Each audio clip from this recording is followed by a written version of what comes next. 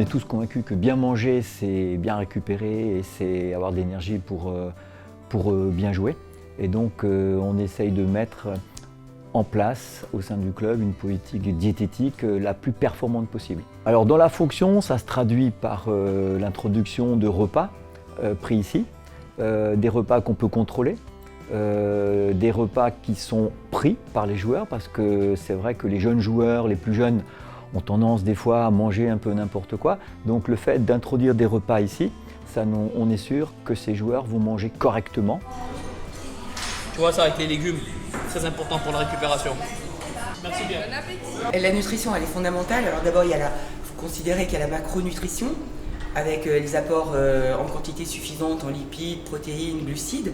Et puis à côté de ça, il y a la micronutrition qui va apporter tout ce que le muscle a besoin en tant que vitamines, oligo-éléments, qui sont absolument indispensables. Parce que des tas d'études ont montré que quand on a un déficit en micronutriments, en vitamines, on a un risque de blessure, de fragilisation des muscles et évidemment un risque de blessure qui est beaucoup plus important.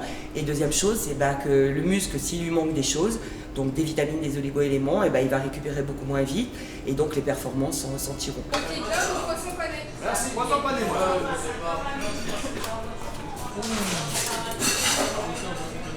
Il y a une trame commune, bien sûr, pour tout le monde, qui est basée sur la diététique sportive. Et ensuite, on a des spécificités individuelles. Chaque joueur est censé manger un petit peu plus de ça, un peu plus de ça, en fonction de ses carences et en fonction, je dirais, des bilans biologiques qui ont été faits et réalisés. Une fois qu'ils ont leur bilan, ils ont des fiches alimentaires qui sont spécifiques à chaque joueur. Et après, c'est à eux de gérer. Dans leur alimentation, on leur dit, par exemple, il faut de la viande rouge 2 fois par semaine. On leur fait tout un protocole et ils gèrent. Des légumes, féculents, poissons, pommes de terre.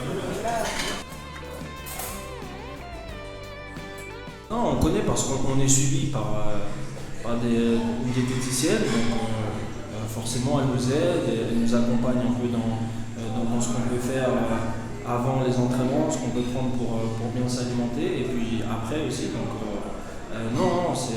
on est bien suivi, et puis je pense qu'il faut tout mettre de notre côté pour être le plus performant possible le week-end. Donc ça fait partie des choses qui sont, selon moi, primordiales pour un sportif de haut niveau.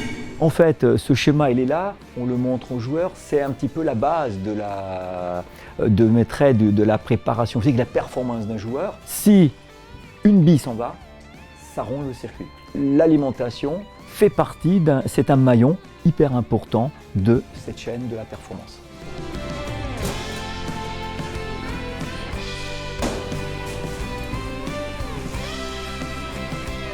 Après un effort important, vous avez une petite demi-heure, 3/4 d'heure pendant lesquelles l'organisme va assimiler de manière très importante tout ce que vous allez manger.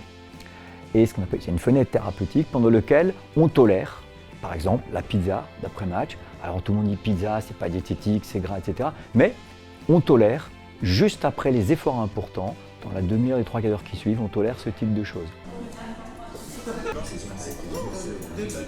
Puis le fait de se retrouver tous ensemble, passer un moment à table et puis discuter d'autres choses, voilà, ça nous réunit, ça nous unit encore plus.